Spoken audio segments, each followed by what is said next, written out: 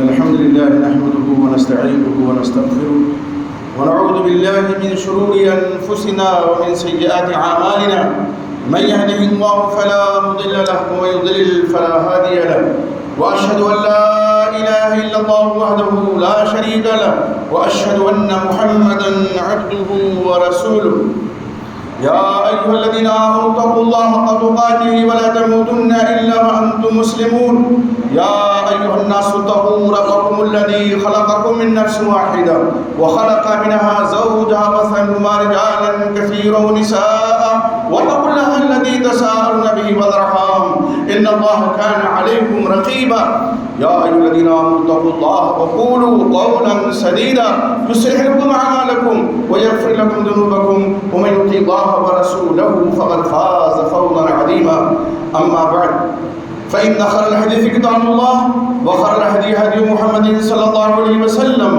وشر الأمور محدثاتها وكل محدثة بدعة وكل بدعة ضلالة وكل ضلالة في النار.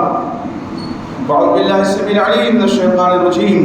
بسم الله الرحمن الرحيم. لن ينال الله لحومها ولا دماؤها ولكن يناله التقوى منكم.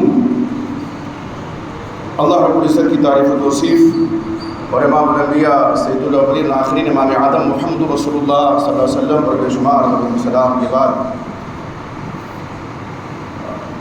بہت ہی مبارک اور مسعود ایام ہمارے اوپر سایہ فکن ہیں جن کو ہم عشرہ ذی الحجہ کہتے ہیں. عشرہ ذی الحجہ کی فضیلت کے تعلق سے گزشتہ جمعہ کے خطبے میں کچھ روشنی ڈالی گئی تھی اور یہ بتایا گیا تھا کہ اس عشرے کا جو آخری دن ہے اس کو یوم النحر کہتے ہیں. یوم النحر کو اللہ رب العزت کے نزدیک سب سے زیادہ افضل محبوب عمل خون بہانا ہے، یعنی قربانی کرنا. قربانیاں لوگ کرتے آئے ہیں، کرتے رہے ہیں اور کرتے رہیں گے. بعض لوگ تو ایک کے علاوہ کئی جانور ذبح کرتے ہیں، اللہ کے نام پر اللہ کے لیے قربانی کرتے ہیں. اور جن کو طاقت ہے، وسعت ہے قربانی کرنے کی، ان کو قربانی کرنی بھی چاہیے، اس لیے کہ قربانی ایک محتم شان عبادت ہے. علماء کے اس میں اختلاف ہے کہ واجب ہے یا سنت مؤکدہ ہے. راجح قول یہی ہے کہ یہ سنت مؤکدہ ہے، لیکن اللہ کے نبی محمد رسول اللہ صلی اللہ علیہ وسلم 10 سال تک مدینہ طیبہ میں رہے ہجرت مدینہ کے بعد، اور حضرت عبداللہ ابن عمر رضی اللہ تعالیٰ عنہ فرماتے ہیں کہ ہر سال آپ قربانی کرتے رہیں. اس سے اس کی اہمیت کا اندازہ ہوتا ہے. ظاہر ہے قربانی سے اللہ کا قرب حاصل ہوتا ہے، اللہ کی نزدیکی حاصل ہوتی ہے. تو اللہ کا قرب کب ملے گا؟ اللہ کے قریب بندہ کب ہوگا؟ جب اس کے دل میں اخلاص ہو، للہیت ہو. دراصل قربانی کی روح یہی ہے، تقویٰ. تقویٰ کا مقام انسان کا دل ہے. اللہ تعالیٰ فرماتے ہیں لن ینال اللہ لحومها ولا دماؤها ولکن ینالہ التقوی منکم. اللہ رب العزت کو جانوروں کا نہ گوشت پہنچتا ہے نہ خون پہنچتا، ہرگز نہیں پہنچتا، اور جو چیز پہنچتی ہے وہ تمہارے دل کا تقویٰ ہے. تو قربانی کی روح تقویٰ ہے، للہیت ہے، اخلاص ہے، خلوص ہے.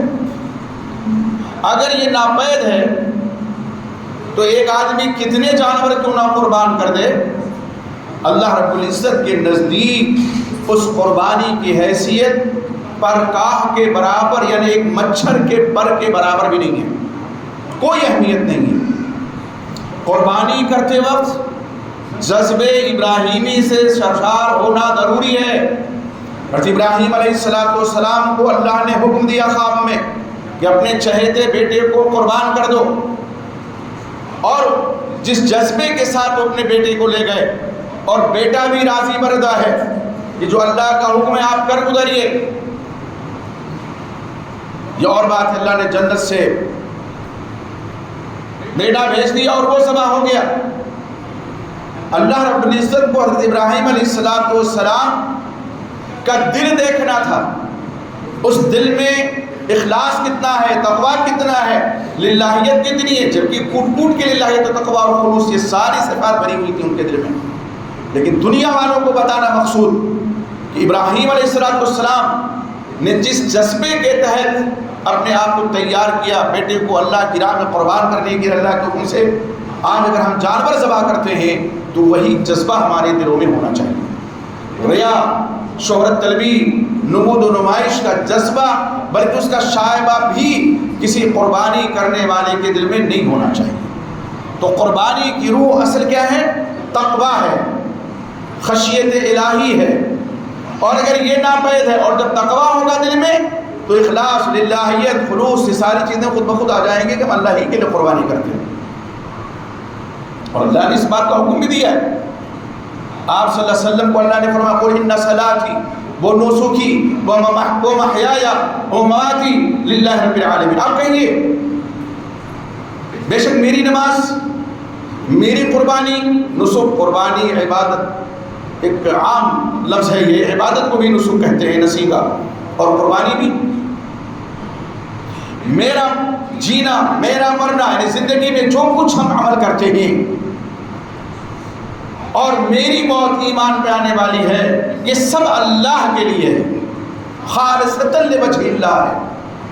تو جتنی عبادتیں ہیں صرف اور صرف اللہ کے لیے ہونی چاہیے، اور اسی کو اللہ تعالیٰ دوسری یہ فرماتے ہیں وَمَا أُمِرُوا إِلَّا لِيَعْبُدُوا اللَّهَ مُخْلِصِينَ لَهُ الدِّينَ، ان کو اسی بات کا حکم دیا ہے کہ صرف اور صرف اللہ کی عبادت کریں، اس کے لیے عبادت کو خالص کرتے ہوئے، دین یہاں عبادت کے معنی میں ہے، اخلاص، تقویٰ، للہیت، خشیت الہی، یہ سارے جذبات اگر کسی انسان کے دل میں ہیں تو یقیناً اس کی قربانی انشاءاللہ بارگاہ الہی میں شرف قبول پا سکتی ہے۔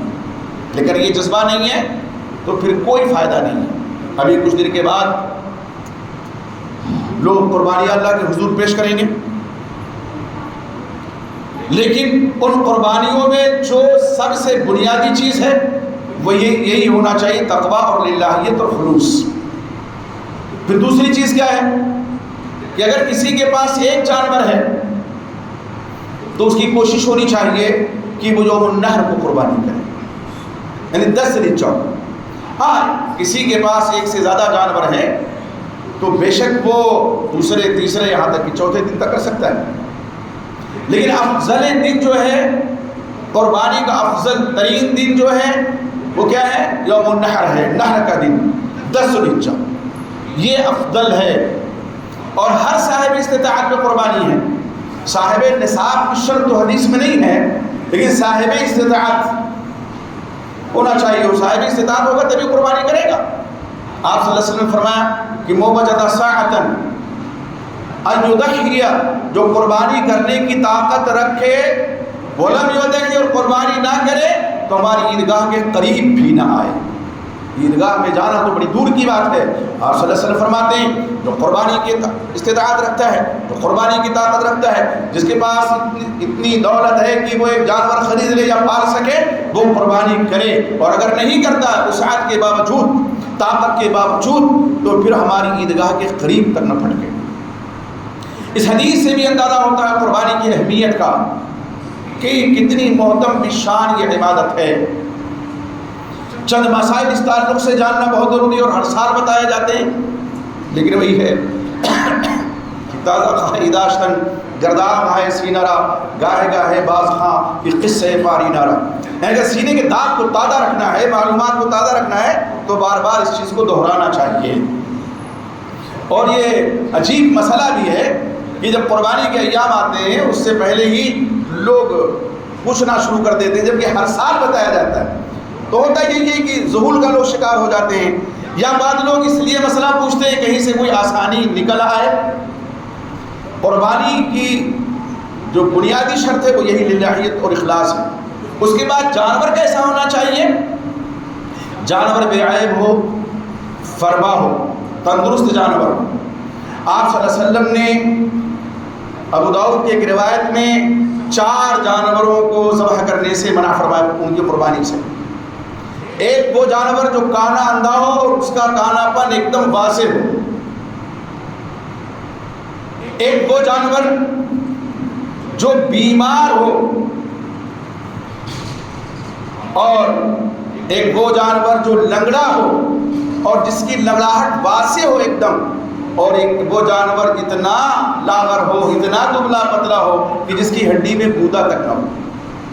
اور مجموع زوائد کی روایت میں کچھ اور عیوب کا ذکر ہے، اس میں کہ کان اس کا کٹا ہوا نہ ہو، سینگ ٹوٹی ہوئی نہ ہو، اسی طرح سے اگر وہ مادہ ہے جانور تو اس کا تھن کٹا ہوا نہ ہو، خارش زدہ نہ ہو۔ خارش زدہ ہونا بھی عیب ہے، خارش زدہ جب جانور ہوتا ہے تو اس کے بال جھڑ جاتے ہیں، تو یہ تو بہت بڑا عیب ہے۔ تو ان تمام جانوروں کی قربانی کرنے سے آپ صلی اللہ علیہ وسلم نے منع فرمایا ہے۔ بے عیب جانور ہونا چاہیے، اور صحیح مسلم کی روایت میں آپ نے فرمایا لا تذبحوا الا مسنۃ، 2 دتا جانور کے علاوہ کسی جانور کی قربانی نہ کرو۔ ہاں اگر تمہیں دشواری آ رہی ہے کہ 2 دتا جانور نہیں مل رہا ہے تو پھر کیا فرمایا فتذبحوا جزۃ من الضأن، تو بھیڑ کا 6 ماہ کا بچہ کر سکتے ہو، یہ اجازت ہے۔ لیکن جب تلاش بسیار کے باوجود نہ ملے 2 دتا جانور، تب بعض لوگ سہل انگیزی میں بازار میں مارکیٹ میں جاتے ہیں تو کہتے ہیں جب اجازت ہے چوری سے وہ خرید کے لے کے چلتے ہیں۔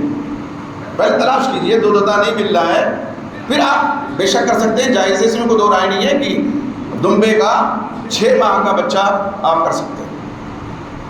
اسی طرح سے دیکھیں کہ 2 دتا جانور کو جو اللہ کے نبی محمد رسول اللہ صلی اللہ علیہ وسلم نے معیار قرار دیا ہے، اس کی وجہ ہے، اس میں حکمت ہے۔ وہ یہ ہے کہ بعض جگہوں پہ جانور گرم علاقہ اگر ہے تو پہلے ان کے دانت آگے کے 2 ٹوٹ جاتے ہیں، پھر نکل آتے ہیں تو 4 دن بھی۔ ٹھنڈ علاقوں میں جانور جیسے انسان کے بچے ہیں، گرم علاقوں میں پہلے بالغ ہو جاتے ہیں اور ٹھنڈ علاقوں میں بعد بالغ ہوتے ہیں، یہی جانور کا بھی ہے۔ پھر جو جانوروں میں فرق ہے، بکرا یا بکری 14 مہینے میں ہمارے یہاں 2 دانت ان کے ٹوٹ کر نکل آتے ہیں، اور زیادہ عمر ہو جائے تو 4 دانت کے ہو جاتے ہیں، 6 دانت کے ہو جاتے ہیں، لیکن یہاں 2 دتا ہونا چاہیے۔ اس کے بعد جو جانور ہیں جیسے گائے میں ہے تو 2 سال، اونٹ میں 5 سال پہ دیتے ہیں، تو آپ نے سال کو متعین نہیں کیا، آپ نے فرمایا جائیں قربانی کر دو۔ ایک یہ مسئلہ ہے کہ ہمیں دیکھنا چاہیے کہ بے عیب جانور ہو اور 2 دتا ہوا ہو۔ اب اسی میں ایک سوال آتا ہے، بعض لوگ سوال کرتے ہیں کہ اگر ایک دانت نکل آیا ٹوٹ کر کے اور دوسرا ٹوٹ گیا ہے لیکن نظر نہیں آ رہا ہے تو کیا کریں؟ دیکھیں دانت اسی وقت ٹوٹتا ہے جب دوسرا دانت نکلنا شروع ہو جاتا ہے، تو آپ اس کو دتا ہوا مانیں گے اور اس کی قربانی آپ کر سکتے ہیں، اس میں کوئی دو رائے نہیں ہے۔ قربانی کے جانور کے لیے ہم اگر پال رہے ہیں تو ہمیں پتا ہے اس کا عیب و ہنر، اور اگر مارکیٹ سے خریدنے جا رہے ہیں تو وہاں قاعدے سے چھان بین کرنا چاہیے۔ بعض لوگ رات کے اندھیرے میں جاتے ہیں خریدنے کے لیے، تو اگر عیب دار جانور ہے تو اس کو دیکھ نہیں پاتے، تو یا تو آپ دن کے اجالے میں جائیں یا رات میں اگر جائیں تو باقاعدہ طور پہ اس کو دیکھ لیں، چھان بین کر لیں، اس کے بعد خرید کر کے لائیں۔ اور اس کے باوجود بھی اگر عیبی جانور مل گیا ہے تو بے شک اس کی قربانی نہیں ہوگی۔ آپ وہ جانور بیچیے اور اس کے بعد اس کے بدلے میں دوسرا جانور لے کر کے آئیے اور قربانی کیجیے۔ ایام قربانی کے تعلق سے بہت سے سوال آتے ہیں، اس سے پہلے یہ سن لیجئے کن جانوروں میں قربانی ہے۔ دیکھیے قرآن میں اللہ تعالیٰ نے ان جانوروں کا ذکر کیا ہے سورہ انعام میں، اور سورہ حج میں اللہ تعالیٰ نے فرمایا وَلِكُلِّ أُمَّةٍ جَعَلْنَا مَنسَكًا لِيَذْكُرُوا اسْمَ اللَّهِ علی ما رزقهم من بہیمۃ الانعام. ہر امت کے لیے ہم نے نسک کے لیے قربانی رکھا ہے تاکہ وہ ان چوپایوں پر اللہ کا نام لیں جو اللہ نے ان کو عطا کیے ہیں، اللہ ان کو دے رکھے ہیں. اور وہ بہیمۃ الانعام کہاں ہے؟ اس کا ذکر دوسری سورہ میں ہے جس میں اللہ تعالیٰ نے تفصیل بیان فرمائی ہے. من الابل اثنین ومن البقر اثنین، اونٹ نر و مادہ، گائے نر و مادہ. اسی طرح سے بکرا بکری نر و مادہ یا دمبا میڈا نر و مادہ. 8 قسم کے جانور ہو گئے نر و مادہ کو ملا کر کے. ان میں آپ قربانی کریں گے چونکہ قربانی ایک عبادت ہے اور عبادت کا معاملہ توقیفی ہوتا ہے. جو ثابت ہے، جس میں ثابت ہے ہم اسی طرح سے کریں گے. اب ایک سوال آتا ہے، کیا بھینس میں قربانی ہے کہ نہیں ہے؟ بھینس میں قربانی ہے کہ نہیں ہے؟ مختلف ہی مسئلہ ہے، علماء کا اس میں بڑا شدید اختلاف ہے. بعض علماء کہتے ہیں کہ بھینس میں قربانی جائز ہے. وہ کہتے ہیں چونکہ یہ نوع من البقر ہے، جنس من البقر ہے، گائے کی ایک قسم ہے. ابھی تک تو اپنوں میں ہے، اگر اس کو گائے کی قسم ایسی علم نشرہ کرتے رہے تو پابندی اس پر بھی لگ جائے گی. یہ بڑا مسئلہ ہے، عجیب مسئلہ ہے. کہتے ہیں چونکہ جنس من البقر ہے تو اس بقر میں اگر جائز ہے قربانی اور حکم ہے قرآن میں تو یہ اسی کے جنس سے، اس لیے اس میں بھی. کچھ علماء کہتے ہیں کہ نہیں، اس جانور میں آپ قربانی نہیں کر سکتے. کوئی دلیل لائیے. اگر عملی دلیل ہے جو ہو نہیں سکتی ہے، اس لیے کہ اس علاقے میں تو بھینس پائی نہیں جاتی، گرم علاقہ ہے، تو چلیے قولی کوئی دلیل لے آئیے اللہ کے نبی محمد صلی اللہ علیہ وسلم سے. قولی بھی دلیل نہیں ہے. لے دے کر کے لغت والوں نے، چونکہ اگر آپ ابھی دیکھیں المنجد وغیرہ تو شکل دونوں کی تصویر میں ایک جیسی نظر آتی ہے. تو جن علاقوں میں صرف بقر پائی جاتی ہے، گائے پائی جاتی ہے، بھینس نہیں پائی جاتی، تو وہ سمجھے کہ یہ تو دونوں ایک ہی ہیں. تو اہل لغت نے جو دیکھا اور جو سمجھا اس حساب سے انہوں نے کہا یہ جنس من البقر ہے. لیکن جو لوگ عدم جواز کے قائل ہیں وہ کہتے ہیں بڑا فرق ہے دونوں جانوروں میں. ایک دو فرق نہیں، کئی فرق ہے. سب سے بڑا فرق طبیعت کا فرق ہے. بھینس بغیر پانی کے نہیں رہ سکتی، اور گائے تو آپ کنڈے پہ مار دیجئے، پانی نہ بھی اس کو نہلائیے تو بھی وہ رہ لے گی. دوسرا فرق دودھ کا ہے. بھینس کا دودھ گاڑھا ہوتا ہے، وزنی ہوتا ہے، اور اس کے مقابلے میں گائے کا دودھ ہلکا ہوتا ہے. تیسرا فرق کیا ہے؟ گوشت کا ہے. دونوں کے گوشت میں بھی فرق ہے. اور ایک فرق جو قیمت کا ہے وہ تو اپنی جگہ پر مسلم ہے. اتنے فروق ہیں، اتنا فرق ہے. پھر جو لوگ عدم جواز کے قائل ہیں وہ کہتے ہیں بھی کیسے ہم اس کو جنس مان لیں؟ آپ نے کسی سے بھینس کا سودا کیا اور بھینس کی قیمت زیادہ ہے اور پیسہ آپ نے پہلے پیمنٹ کر دیا. اب تو گوگل کا زمانہ ہے، بھیج دیا، پہلے آ رہے ہیں لینے، اور وہ رسی پکڑا دے گائے کی لے آئیں گے.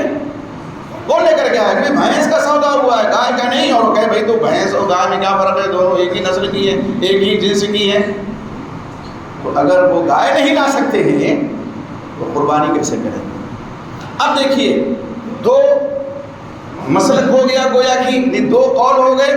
ایک یہ کہ کر سکتے ہیں، جنس من البقر ہے. ایک یہ کہ نہیں کر سکتے. معتدل موقف کیا ہے؟ معتدل موقف یہی ہے، احوط اور زیادہ احتیاط اس میں ہے کہ نہ کیا جائے. زیادہ احتیاط اسی میں ہے کہ نہ کیا جائے. اس لیے کہ ادھر اگر دلیل ہے کس کی؟ جو لوگ عدم جواز کے قائل ہیں کہ ثابت نہیں ہے، اور یہ بڑی پختہ دلیل ہے. عبادت اصل توقیفی ہے. جو عبادت ثابت ہوگی وہی ہم کریں گے، جو ثابت نہیں ہوگی اس کو ہم نہیں کریں گے. معاملہ توقیف کا بہت پختہ دلیل ہے یہ. اور جو لوگ اہل لغت پہ جاتے ہیں اور کہتے ہیں اہل لغت نے تو اس کو ایک ہی جنس مانا ہے، تو وہ قیاس کرتے ہیں. جبکہ نص موجود ہو تو قیاس نہیں ہے، لیکن یہاں چونکہ کوئی ایسی نص نہیں ہے کہ جس سے ثابت ہو کہ بھینس میں قربانی نہیں کر سکتے، اس لیے اعتدال کا موقف یہ ہے کہ آپ نہ کریں تو بہتر ہے، احتیاط اسی میں ہے۔ اسی طرح سے جب قربانی کے ایام آتے ہیں تو ایک بڑا سوال آتا ہے لوگوں کی طرف سے، کتنے دن قربانی؟ میں نے اس سے پہلے جمعہ کے خطبے میں یہ عرض کیا تھا کہ افضل جو ہے وہ یوم النحر، اور آج بتا رہا ہوں۔ ایک ہے تو آپ پہلے دن کر ڈالیں۔ ہمارے یہاں ہوتا کیا ہے کہ اگر ایک خاندان میں یا پڑوس میں کئی لوگوں کے یہاں جانور ہے تو وہ پہلے سے طے کر لیتے ہیں، پہلی کو تم کرنا، دوسری کو ہم کریں گے، تیسری کو وہ کر لیں گے، تاکہ یہ گوشت کا جو آدان پردان ہے یہ چلتا رہے، آپس میں بڑھتا رہے۔ جبکہ حق زیادہ کس کا ہے؟ قربا اور مساکین کا۔ بے شک آپ رشتہ داروں کو دیجئے، بے شک آپ اوروں کو دیجئے، غیر مسلم کو بھی آپ قربانی کا گوشت دے سکتے ہیں۔ مسئلہ یہ بھی ہے، حرام ہونا جائز نہیں ہے، ان کو بھی دے سکتے ہیں۔ ضرورت مند ہیں، فقیر ہیں، محتاج ہیں تو دے سکتے ہیں، مانگنے آئے تو بھی دے سکتے ہیں، بغیر مانگے بھی دے سکتے ہیں۔ لیکن ہوتا کیا ہے کہ پہلے سے یہ ہوتا ہے کہ فلاں فلاں دن کریں گے، تو اب جن کے یہاں آج ہے تو ان کے یہاں انہوں نے گوشت بھیجوا دیا، ان کے یہاں کل ہے تو انہوں نے آپس ہی میں لین دین رہتا ہے، اور باقاعدہ طور پہ بوٹیاں بعض لوگ گنتے ہیں، اتنی بوٹی آئی تو اتنی ہی دیں گے، یہ تو بدلا ہو گیا۔ قربانی کا جذبہ کہاں ہے؟ وہ ایثار کہاں ہے؟ وہ للہیت کہاں ہے؟ وہ خلوص کہاں ہے؟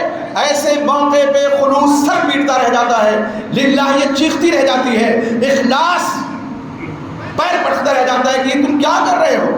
اللہ کے نام پہ تم نے قربانی کی ہے، بے شک اپنے رشتہ داروں کو دو، خاندانوں کو دو، لیکن سب سے زیادہ اس قربانی پہ ان کا حق ہے جن کے یہاں قربانی نہیں ہے، جن کے اور ان کے یہاں بھیجیں گے تو بہت مختصر، بہت مختصر، لیکن جن کے یہاں قربانی ہے ان کے یہاں بھیجنا اس لیے کہ جتنا دیں گے اتنا واپس آ جائے گا۔ تو یہ جذبہ کہاں ہے؟ ایثار کا۔ قربانی تو ایثار چاہتی ہے، ہمیں دوسرے کو ترجیح دینا ہے اپنے آپ پر۔ تو ایک تو یہ ہے کہ پہلے دن افضل ہے۔ دوسرا کیا ہے؟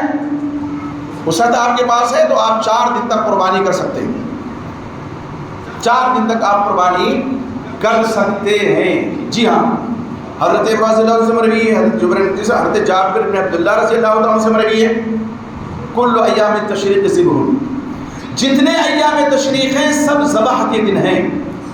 اور ایام تشریق کو کہا جاتا ہے یوم النحر کے بعد جو 3 دن ہیں 11 12 13 یہ ایام تشریق ہیں۔ مغرب سے پہلے پہلے تک سورج ٹوٹ گیا تو تاریخ بدل جاتی ہے، یہ ایام تشریق ہیں۔ بعض لوگ کہتے ہیں، جسے ایک سوال آیا کل یا پرسوں کسی نے کیا اور بتایا کہ یہ حدیث ضعیف ہے۔ میرے بھائی نہیں، تحقیق کیجیے، یہ روایت ضعیف نہیں ہے۔ امام البانی رحمۃ اللہ علیہ محدث عصر کہلائے جاتے ہیں، اللہ ان کی قبر پر رحمت کی برکھا نازل فرمائے، ان کی جو پہلی تحقیق تھی اس میں انہوں نے کچھ خلل پایا تو لکھ دیا۔ بعد میں تراجعات البانی کے نام سے ایک کتاب بھی ہے، بہت سی احادیث جن کو امام البانی نے صحیح کہا وہ ضعیف تھی، پھر ضعیف کا رجوع کر لیا، بعض احادیث جو صحیح تھی ان کو ضعیف کہہ دیا، رجوع کر لیا۔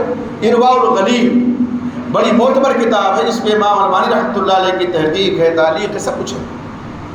اس میں انہوں نے اس حدیث پہ صحت کا حکم لگایا کہ روایت صحیح ہے۔ امام احمد رحمۃ اللہ علیہ مسند احمد بن حنبل فرماتے ہیں اسناد حسن، اس کی سند حسن ہے۔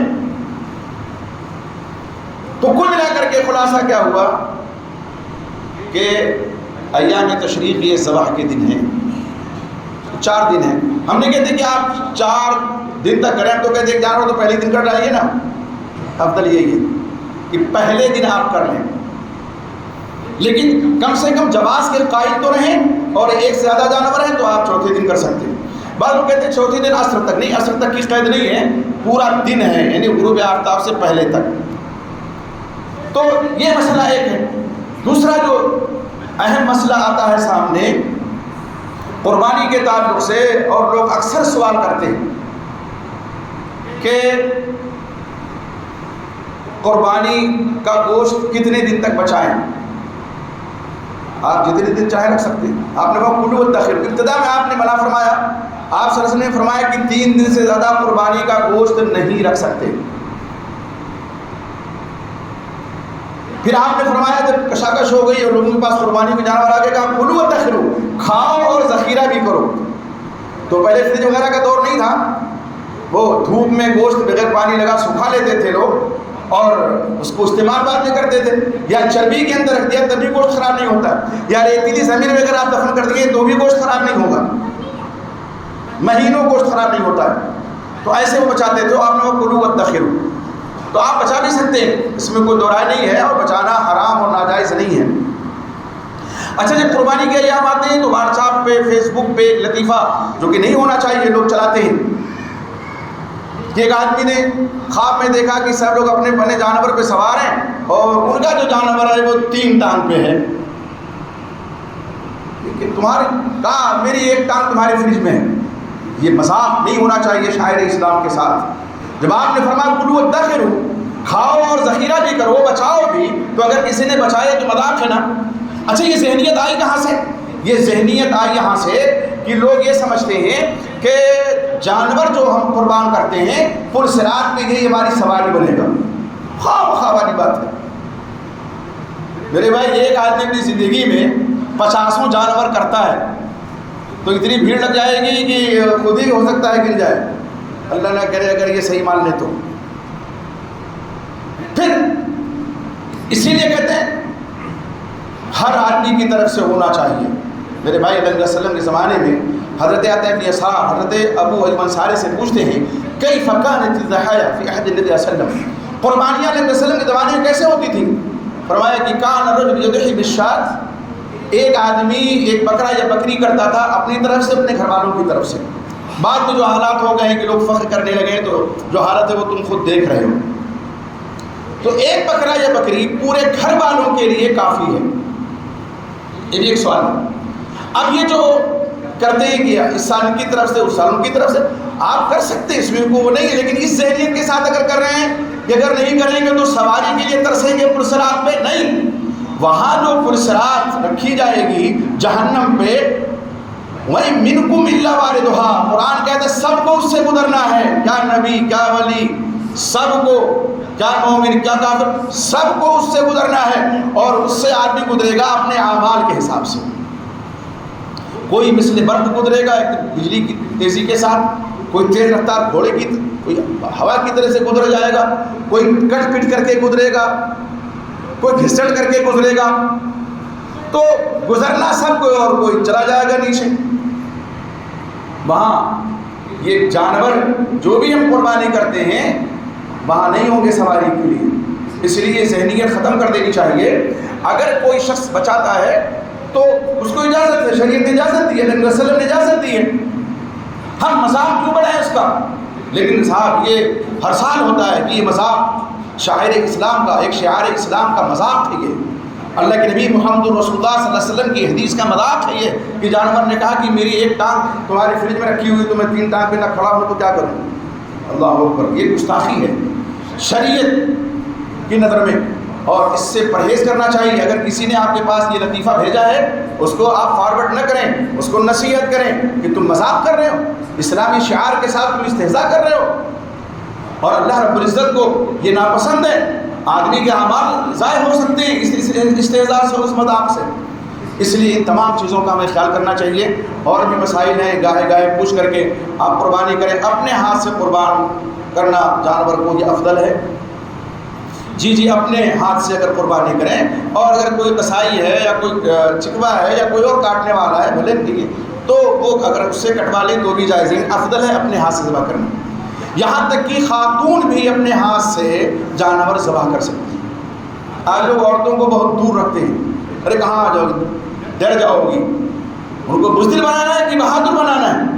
بہادر بنانا ہے۔ اس لیے جب قربانی کریں اپنے بچوں کو، گھر والوں کو بھی کھڑا کر لیں سامنے، دل مضبوط ان کا ہوتا ہے۔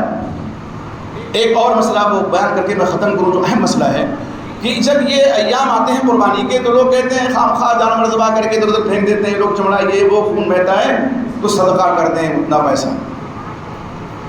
کتنی سطحی سوچ ہے۔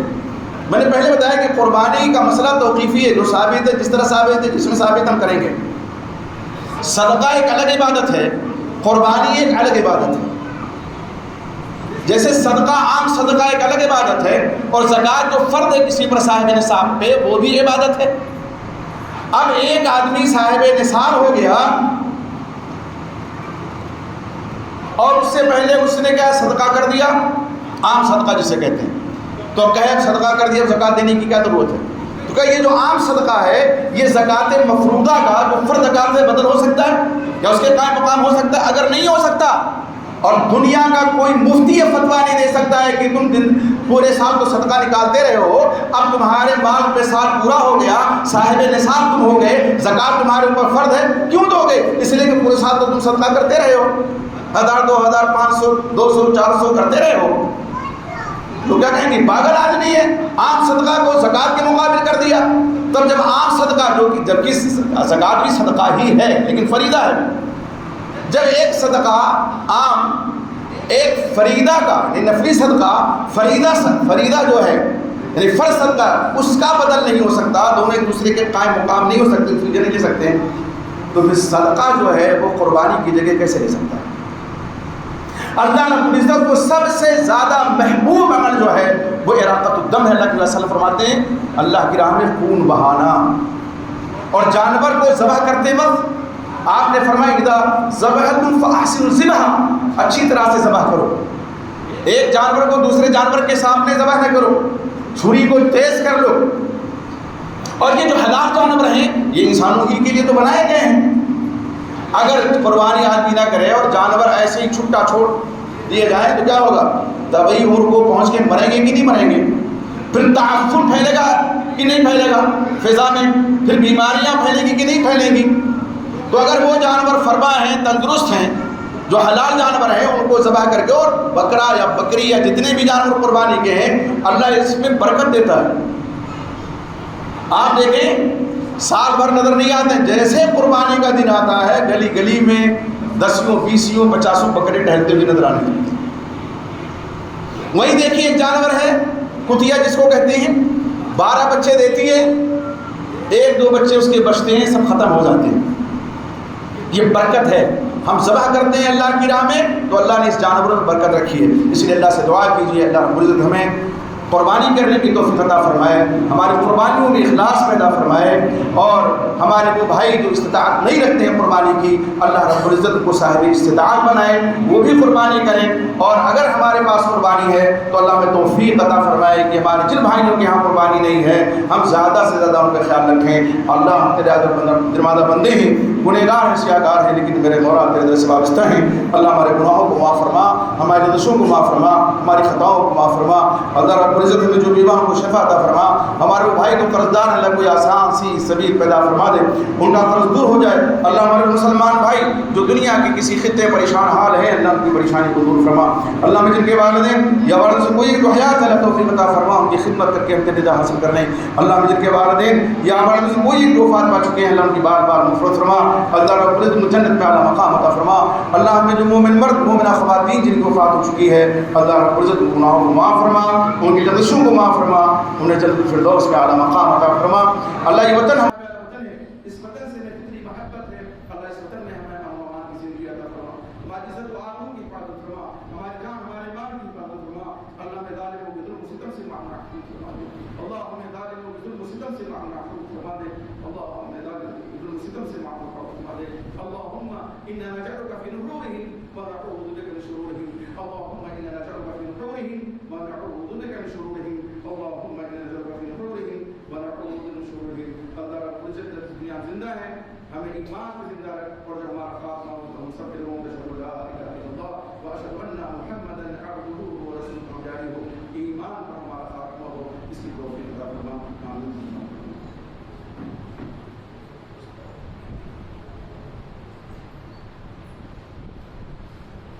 الحمد لله نحمده ونستعينه ونستغفره ونعوذ بالله من شرور انفسنا ومن سيئات اعمالنا، من يهده الله فلا مضل له ومن يضلل فلا هادي له، واشهد ان لا اله الا الله وحده لا شريك له، واشهد ان محمدا عبده ورسوله۔ اما بعد فان خير الحديث كتاب الله وخير الهدي هدي محمد صلى الله عليه وسلم، وشر الامور محدثاتها وكل محدثه بدعه وكل بدعه ضلاله وكل ضلاله من الشيطان الرجيم. بسم الله الرحمن الرحيم. إن الله وملائكته يصلون على النبي يا أيها الذين آمنوا صلوا عليه وسلموا تسليما. اللهم صل على محمد وعلى محمد كما صليت على إبراهيم وعلى آل إبراهيم إنك حميد مجيد. عباد الله رحمكم الله إن الله يأمر بالعدل والإحسان وإيتاء ذي القربى وينهى عن الفحشاء والمنكر والبغي يعظكم لعلكم تذكرون. واذكروا لكم وادعوا يستجب لكم.